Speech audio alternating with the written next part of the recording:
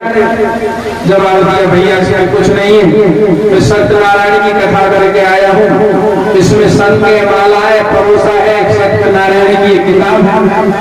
अच्छा उल्टा करो थैला, परीक्षक महाराज थैला उल्टा कर दिया, उसमें परोसा संत माला और एक पीतल के ठाकुर जी महाराज तेरे मेरे देखने के बाद हाथ में ले ले, इनका क्या करते हो? जवाब दिया कि मैं भोग लगाता हूँ, सिंहासन बना के इनको बैठाता हूँ और सत्यनारायण की कथा पढ़ता हूँ। ये भोग खा लेते हैं, उसके मुंह से निकल गया हाँ ये खा लेते हैं।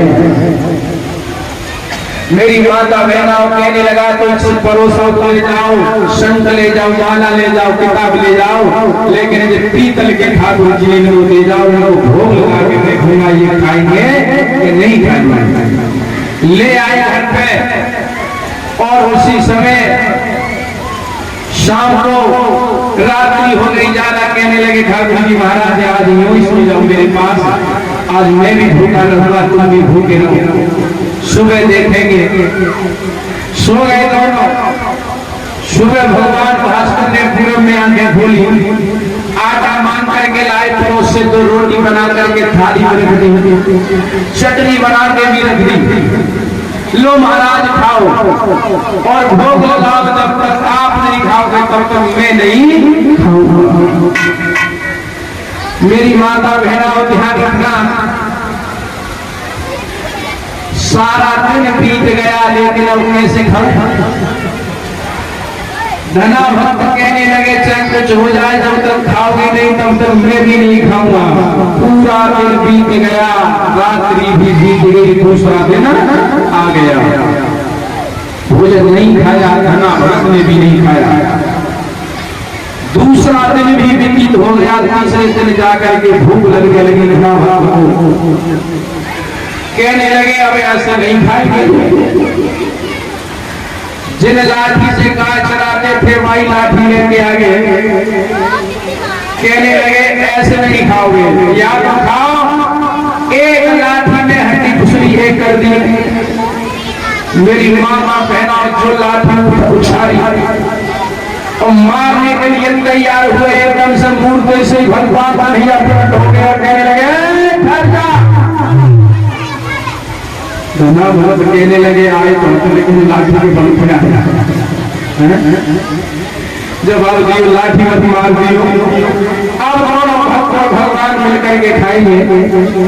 जवाब दिया महाराज भूख के मारे सारी आत्मा निकल के आएगी, अब दर्शन दे रहे हो। जवाब दिया तेरी जो मेरे प्रति आस्था थी, चाहे तूने लाठी उछाल करके ही मुझे बुलाया, लेकिन तेरी भक्ति बहुत ही प्रेम नहीं थी, इसलिए मुझे यहाँ पर आना पड़ा। आज मेरी माता बहनाओं भक्त और भगवान 3 दिन की बासी रोटी खा रहे हैं चटनी से। अगर आज बेटा को नहीं एक घंटा रोटी में नहीं जा तो होटल पर पहुंचे वो देख मारेगा पड़ोसी बन जाएगा, मन पसंद भोजन खाएगा। ये आशा कहाँ रही? भक्त और भगवान दोनों मिलकर के खा रहे हैं। देवता मार्ग आकाश मार्ग से पुष्पों की वर्षा करने लगे, देख रहे हो सही भगवान का कैसा प्रेम है। भगवान कहने लगे धना भक्त तुम पर गरीबी है, प्रभु सब आपकी कृपा है, आपकी कृपा हो जाए तो गरीब भी हो जाता है और अमीर भी हो जाता है। चल तेरा खेत कई वर्षों से नहीं उगा है, जा उस खेत को बो गया। कहने लगे हे प्रभु मेरे पास इतना इंतजाम नहीं है जो कि मैं उस खेत में बीज डालता। भगवान कहने लगे क्यों पागल बना रहा है, अपनी कुटिया तो खोल के देख, उसमें बीज भरा है। जवाब दिया महाराज 10 वर्ष हो गए, उसमें अनाज का एक दाना भी नहीं है। अरे तू खोल के तो देख, जो खोल के दिखा मेरी माता बहना चना का बीज भरा है। धना भक्त कहने लगे हैं प्रभु तुम्हारी कुछ लीला है, चल अब मैं जल्दी से जा रहा हूँ तेरे खेत को जोत लाऊं। भगवान ने माया रूपी तो बैल बना लिए, आज भगवान स्वयं जाकर के हल जोतने लगे हैं, खेत जोतने लगे हैं। धना भक्त से कहेंगे कि जल्दी से बीज लेके आना। अब धना भक्त बीज लेके जा रहे हैं। भगवान ने 4 माया रूपी संत बना दिए, कहने लगे भैया इसमें क्या लेके जा रहे हो, हमें बहुत तेज भूख लगी है। एक एक मुट्ठी बीज दे दिया, प्राप्त नहीं हुए।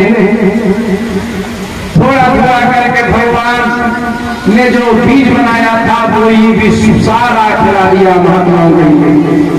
खाली चादरा लेके पहुंचे वहां पर भगवान के सामने, हला दो प्रभु बीज तो महात्मा निकल। भगवान कहने लगे हैं भक्त तेरी भक्ति पर मैं बहुत बहुत समझा, आज तेरा खेत ये बिना बीज के उगेगा। कहते नहीं है कि परमात्मा जब देता है ना तो एक कोने में ही दे देता है, और जब देता है ना तो छप्पर फाड़ के दे देता है। इसलिए आस्था बना के रखो परमात्मा पर, तो तुम्हारी देर सुनेगा। और